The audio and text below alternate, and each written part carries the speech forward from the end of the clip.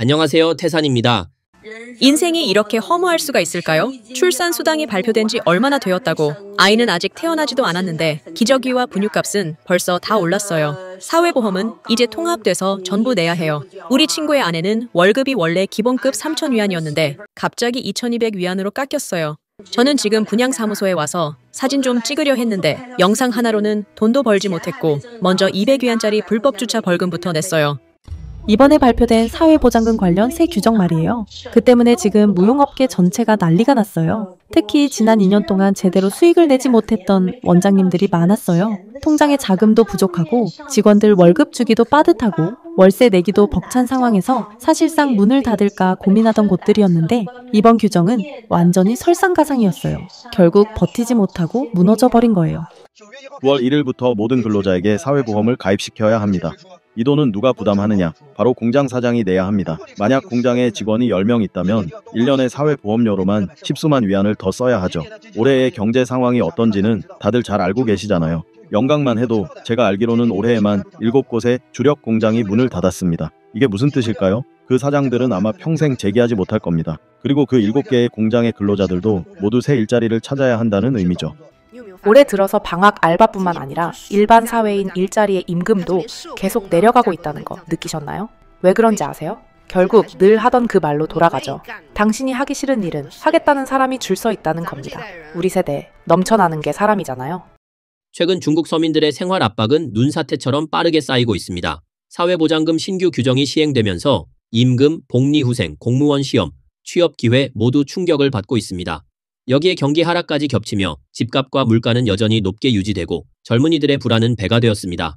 의료, 교육, 외식 서비스 등 각 업종에서는 임금이 줄었지만 업무량은 줄지 않았습니다.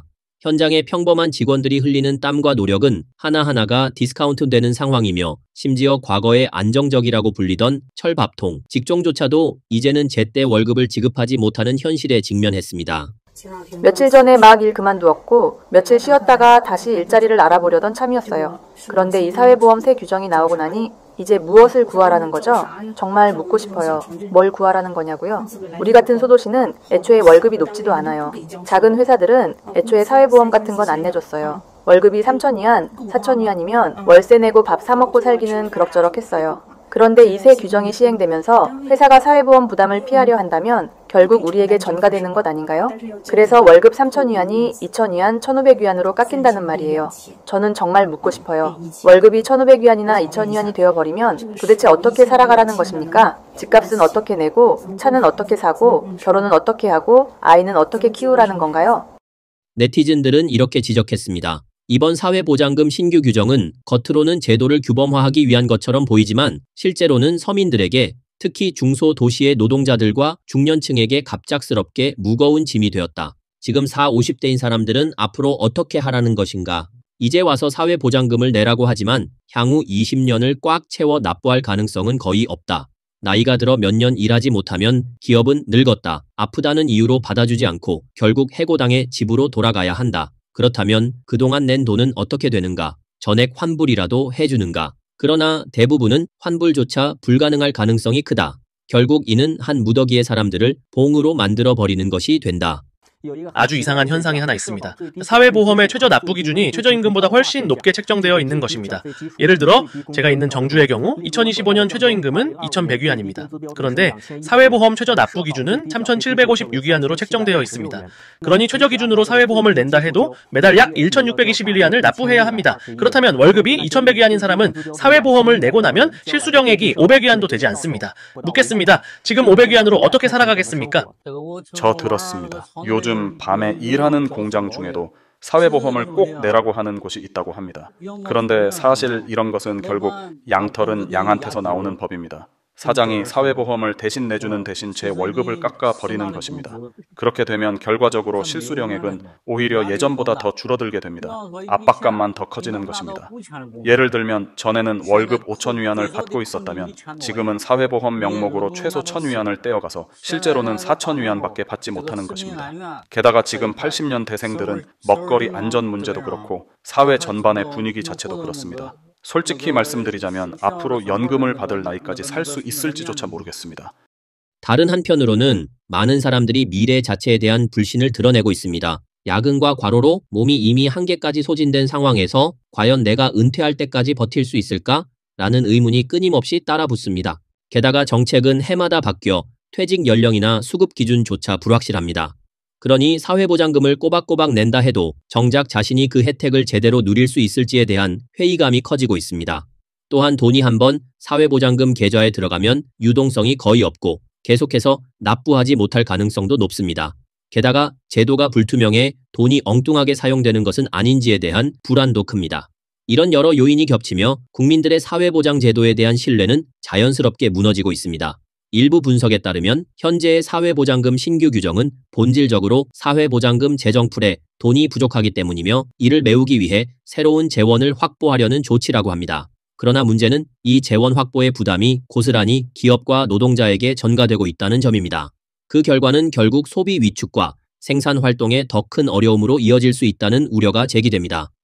우리는 늘 말합니다. 먼저 부자가 된 사람이 뒤에 부자가 된 사람을 이끈다고요. 하지만 실제로는 대부분의 경우 뒤에 부자가 된 사람이 먼저 부자가 된 사람을 이끕니다. 이런 방식으로 경제 성장을 떠받쳐 온 것입니다. 70여 년간의 996 근무제와 주일일 휴무, 저임금 노동체계가 중국산 상품의 가성비를 보장했고 수많은 기업을 살렸으며 수많은 선부층을 만들어냈습니다. 그리고 그 후부들이 나이가 들면 또 새로운 후부들이 태어나 이 경제 구조를 다시 떠받치는 방식이었습니다. 하지만 여기에 한 가지 치명적인 문제가 있습니다. 바로 후부들이 계속해서 부유해지지 못한다면 집값은 오르고 생활비는 올라가며 나이가 들면서 임금이 삭감되면 그들은 더 이상 아이를 낳지 않게 될 것입니다. 후부들이 출산을 포기하면 새로운 후부도 없고 선부도 더 이상 존재할 수 없으며 이 체계는 더 이상 유지될 수 없습니다. 왜 이런 상황이 벌어질까요? 한편으로는 노동력이 줄어들면 인건비가 필연적으로 상승하기 때문입니다. 예를 들어 시장에 노동자가 100명 있다면 그중 10명을 뽑을 수 있는 기업은 월급을 마음대로 깎고 조건도 자기 멋대로 제시할 수 있었습니다. 그런데 만약 시장에 8명밖에 없는데 10명을 뽑아야 한다면 어떻게 되겠습니까? 그때는 기업들끼리 인재 확보 전쟁이 벌어지고 결국 기업이 무릎을 꿇고 구직자에게 애원해야 하는 시기가 오는 것입니다. 블로거는 이렇게 지적했습니다. 노동 비용이 계속 오르면서 상품 가격은 필연적으로 상승할 수밖에 없고 그동안 중국 상품이 가졌던 가격 경쟁력이 유지될 수 있을지 의문이 제기되고 있다. 만약 경쟁력이 떨어진다면 과거에 먼저 부를 축적했던 선부 계층도 더 이상 그 이익을 이어가기 어렵다. 또한 저출산 문제로 사회보장금의 부담은 더욱 커지고 있다. 사회보장금은 개인저축이 아니라 현수현지, 즉 지금 걷어서 지금 쓰는 방식이다. 오늘의 젊은 세대가 오늘의 노인을 부양하는 방식인데 문제는 60년대와 70년대생 세대가 대규모 은퇴를 시작하는 반면 90년대와 2000년대 세대는 인구가 적고 소득도 낮아 들어오는 돈은 부족한데 나가는 돈은 더 많은 구조적 딜레마가 발생하고 있다. 이미 위기가 드러나고 있다. 재정 적자를 메우기 위해 중공당국은 9월에 새로운 규정을 발표했습니다. 기업과 개인이 사적으로 합의하여 사회보장금을 내지 않는 행위는 금지한다는 내용입니다. 그러나 현실에서 집행은 쉽지 않습니다. 예를 들어 월급이 1만 위안일 경우 기업은 추가로 26%의 사회보장금을 부담해야 하므로 실제 인건비는 1만 2,600위안이 됩니다. 반면 직원이 손에 쥐는 실수령액은 고작 8,900위안에 불과합니다. 만약 기업이 부담을 줄이기 위해 임금 기준을 8,000위안으로 낮춘다면 직원의 실수령액은 7,200위안밖에 되지 않습니다. 결국 이런 구조는 일부 노동자들이 대도시를 떠나게 만들고 소비 위축과 서비스업 침체로 이어집니다. 또 다른 한편에서는 핵심 인력들이 임금 인상을 요구하게 되고 기업의 비용은 더 늘어나며 심지어 폐업 도산 사태까지 발생할 수 있습니다. 이는 곧 부동산 시장과 고용 시장에도 연쇄 충격을 주게 됩니다. 더 뼈아픈 점은 중국의 연금제도 자체에서 심각한 허점이 드러났다는 것입니다. 감사 보고서에 따르면 무려 4,120명의 책임자가 문책을 당했고 400억 위안의 연금이 의료 요양 분야에서 증발했습니다. 남방의 한 도시 사회보장센터 직원 왕모 씨는 매일 수십 명의 가짜 가입자를 시스템에 올려 3년 동안 1억 2천만 위안을 빼돌렸습니다. 어떤 성도 도시의 7개의 민영병원 원장들은 2만 8천 건의 허위 입원 기록을 정기적으로 대조하며 의료보험 기금에서 거액을 가로챘습니다. 또 어떤 관료들은 연금 전용 자금을 개인적으로 선물 투자에 사용했고 계획된 요양원 부지는 황무지로 방치되었습니다. 일부 병원과 요양기관은 가짜 진단 기록, 허위 병상 간호 등급을 조작해 막대한 보조금을 챙겼습니다. 감독 부처는 위아래가 한 통속이었고 심지어 의료보험 심사 시스템에 트로이 목마 프로그램이 심어져 있었습니다. 이 과정에서 관련자들은 해외로 자산을 빼돌리고 복잡한 지분 설계를 통한 자금 세탁, 심지어 사전에 이민까지 떠나버려 추적과 환수가 장기간 국제사법 공조로 이어지는 상황이 벌어지고 있습니다. 또 다른 네티즌은 지적했습니다. 사회보장금 신규 규정의 변화는 단순히 임금과 고용 문제에 그치지 않고 자격증 시험에도 직접적인 영향을 미친다. 진짜 어이가 없어요. 또다시 사회보험 새 규정 때문에 발목이 잡혔어요. 오늘 영양사 3급 시험 신청하러 갔는데 갑자기 학교 경력 포함 사회보험 10년 이상이라는 조건이 생긴 거예요. 예전에는 사회보험만 있으면 되고 10년 경력만 충족하면 됐었거든요. 그런데 저는 사회보험 납입이 8년밖에 안 돼요. 그래서 이번에는 시험 응시 자체가 불가능하게 됐어요. 올해 5월에는 같은 시험을 한번 봤었고 그때도 자료를 제출했었는데 그 당시에는 사회보험 10년이라는 말은 없었고 단순히 10년 경력만 요구됐어요. 그래서 그때는 심사도 통과됐어요. 한 네티즌은 이렇게 밝혔습니다. 나는 실기 시험에서 77점을 받아 합격했지만 이론 시험에서는 55점으로 불합격했다. 기존 규정대로라면 1년 안에 이론만 따로 재시험을 보면 되었는데 9월 보충시험에 응시하려 준비하던 중 갑자기 응시 조건이 바뀐 것을 알게 되었다. 더 난처한 것은 만약 2년 뒤 사회보장금 납부 기간이 10년을 채우게 되면 그 전에 합격했던 실기 점수가 기한 만료로 무효 처리된다는 점이다. 결국 다시 이론과 실기를 모두 치러야 하며 지금까지의 노력이 전부 허사가 되는 셈이다. 또한 주목할 점은 최근 불안스러운 새로운 흐름이 확산되고 있다는 것입니다. 바로 기업들의 임금 체불입니다. 어떤 친구는 지난달 월급을 절반밖에 받지 못했는데 회사는 자금 순환이 어렵다는 이유를 들었습니다. 사촌 언니가 근무하는 사립학교는 이미 3개월 연속으로 급여 지급을 미루고 있습니다. 이웃 왕아줌마 역시 20년 동안 일해온 국영 공장에서조차 임금 지급이 늦어지는 상황을 맞이했습니다. 임금 체불 현실 앞에서 불안과 초조가 뒤따르는 것은 당연한 일입니다. 주택대출, 자녀 학비, 의료비와 같은 지출은 월급이 늦게 나온다고 해서 결코 미룰 수 있는 성격의 것이 아니기 때문입니다. 지금 소셜미디어에는 회사가 임금을 주지 않으면 어떻게 해야 하나? 라는 도움 요청 글이 넘쳐나고 있습니다. 예전에는 안정적이라고 불리던 철밥통 직종조차 이제는 위태롭게 흔들리고 있는 실정입니다. 먼저 심천부터 볼게요. 예전엔 공무원이나 교사 정규직 자리가 정말 인기 있었어요. 연봉은 30에서 35만 위안부터 시작했어요. 그런데 지금은 급여가 3분의 1이나 삭감됐고 성과 보조금도 줄었으며 주택공제금도 삭감됐고 심지어 세금 환급까지 줄어들고 있어요. 소주는 더 심해요. 공공기관 정규직의 연말 상여금이 7만 위안에서 3만 위안으로 깎였고 신입사원의 주택공제금은 아예 반토막이 났어요. 당신은 이게 경제발전 지역 이야기라고 생각하겠지만 꼭 그런 것만은 아니에요. 예전에 어떤 동북지역 팬이 제게 말하길 3개월 동안 뼈 빠지게 일해서 받은 건 돈이 아니라 지정된 상점에서만 쓸 수 있는 소비 쿠폰이었다고 했어요. 왜 이렇게 된 걸까요? 딱 세 글자예요.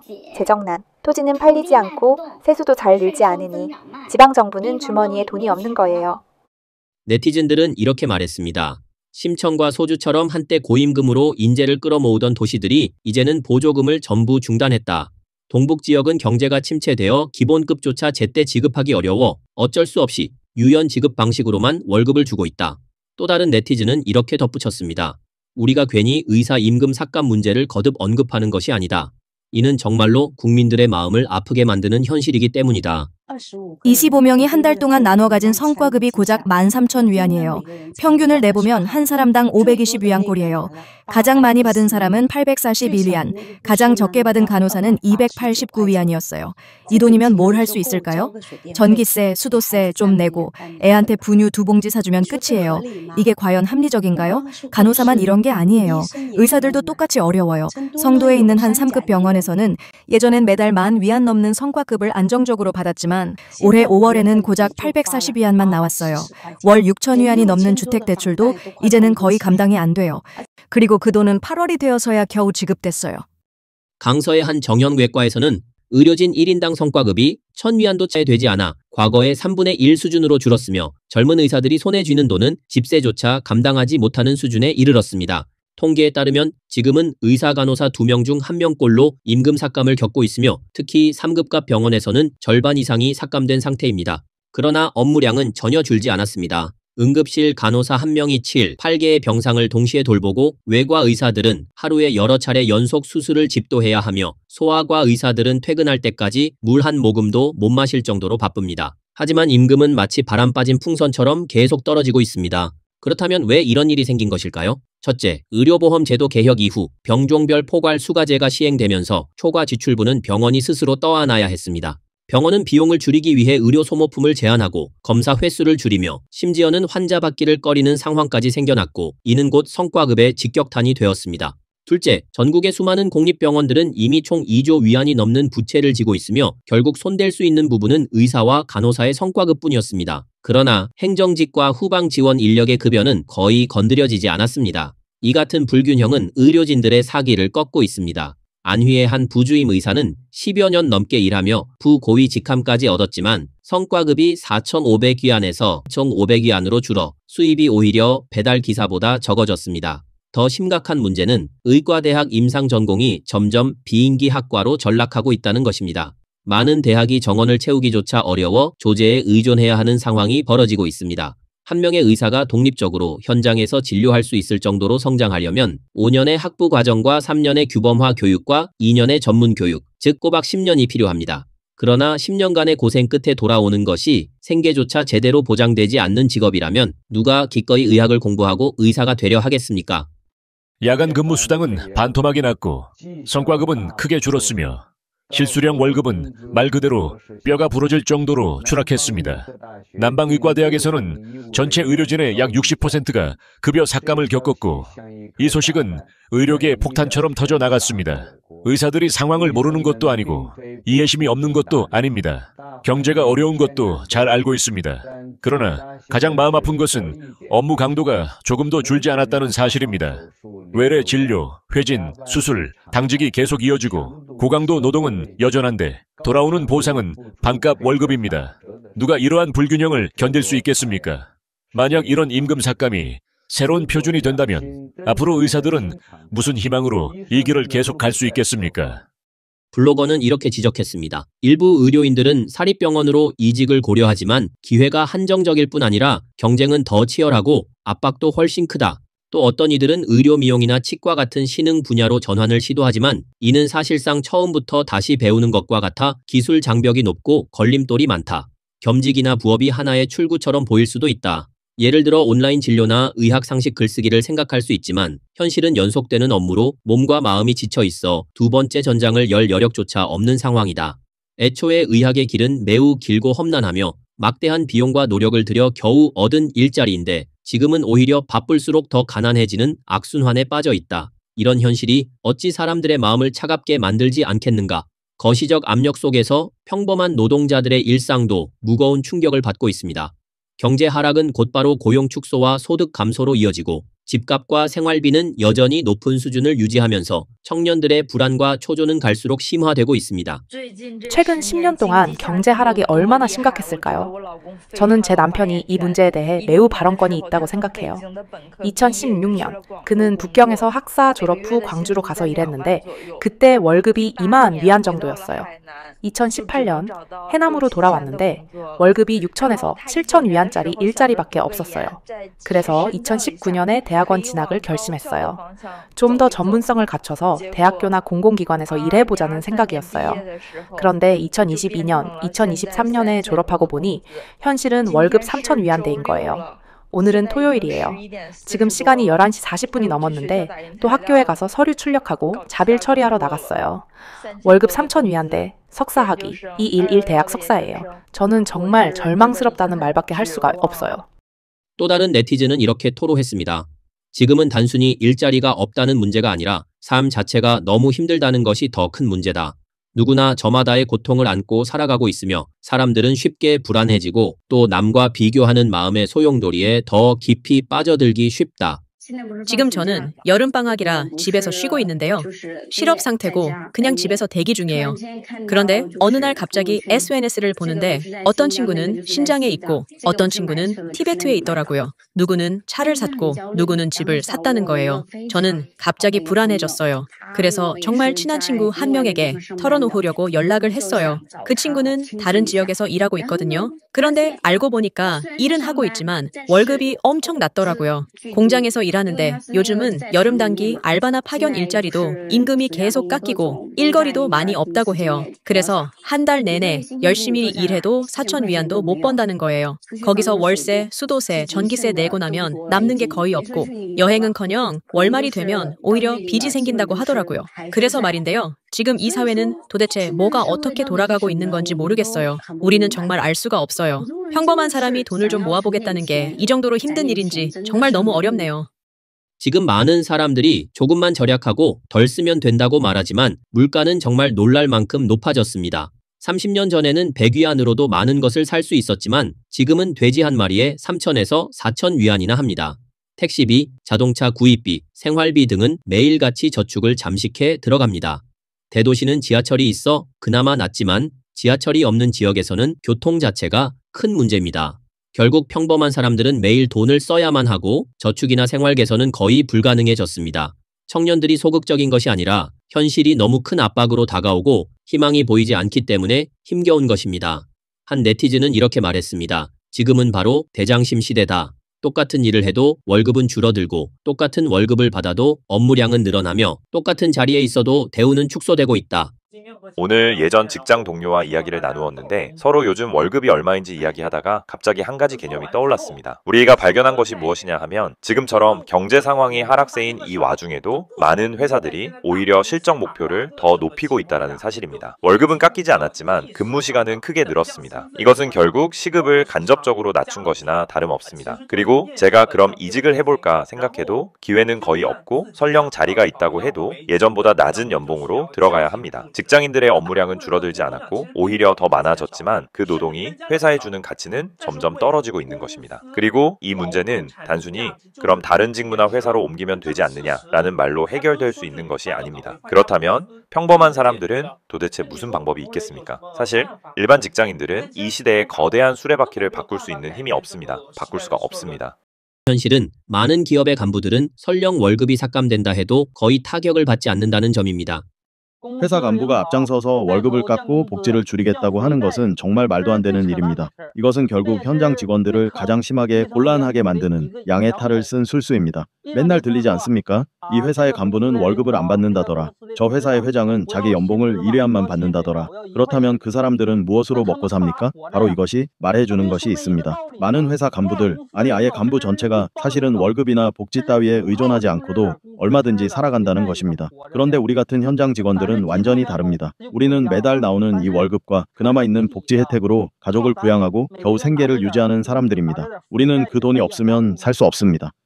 네티즌은 이렇게 지적했습니다. 복리후생과 임금이 줄어들어도 회사 일부 간부들에게는 사실상 아무런 영향이 없다. 그들은 애초에 이 월급으로 생활하는 것이 아니고 다른 수입 경로가 있기 때문이다. 그러나 우리 같은 평범한 기층 직원들에게는 그 타격이 너무도 크다. 그는 자신의 사례를 들며 설명했습니다. 자격증 수당만 해도 1,500위안이 줄었고 외부 파견 보조금은 800위안 깎였으며 화학 보조비도 없어졌다. 거기에 주택 적립금 납부 비율이 12%에서 8%로 낮아져 매달 또 몇백 위안씩 손해를 보게 되었다. 이렇게 합산하면 한 달에만 벌써 3,000에서 4,000위안이 사라진 셈이다.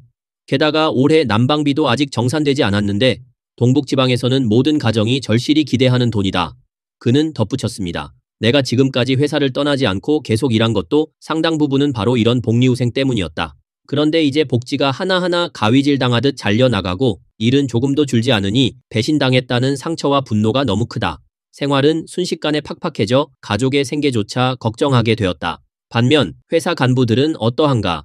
그들은 임금 삭감이나 복지 축소의 실질적 영향을 거의 받지 않고 여전히 가정은 정상적으로 운영되며 생활은 여유롭다. 결국 진짜 고통을 떠안는 것은 언제나 우리처럼 묵묵히 일하는 평범한 사람들이다. 오늘 영상은 여기까지입니다. 시청해주셔서 감사합니다.